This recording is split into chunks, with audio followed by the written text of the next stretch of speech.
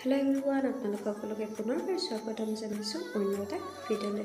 আৰু ইতিমধ্যে সকলো গমে পাইছে যে মুন্নি কলিতা প্ৰেগনেণ্ট আছিল আৰু যোৱাকালি তেওঁ ফটোশ্বুটো কৰিছিল আৰু আমি তেওঁৰ ফটোশ্বুটখিনি আপোনালোকলৈ আগবঢ়াই দিছিলোঁ।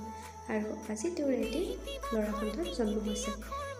হাজবেণ্ডে লিখিছে যে আজি আমাৰ জীৱনলৈ গোসাঁই আগমন, কলিজা পিতৃত্বৰ গৌৰৱ, সেয়া মোৰ বাবে তেনে আলফুল নতুন অনুভৱ। পিতৃত্ব অনুভৱ অনন্য, ইয়াত কাল্পনিকভাৱে পাব নোৱাৰি। পিতৃ হোৱাৰ পিছতহে এই অনুভৱ পোষা মেলে। আজি আমাৰ মাজলৈ তোমাৰ আগমনে দিলে এক নতুনত্ব। বাকীখিনি আপোনালোকে পঢ়ি ল'ব। আৰু এইজনে হৈছে তেওঁলোকৰ গোসাঁইজন। যদি ভিডিঅ'টো চাই ভাল পালে নহ'লে লাইক, শ্বেয়াৰ এণ্ড কমেণ্ট কৰিবলৈ নাপাহৰিব।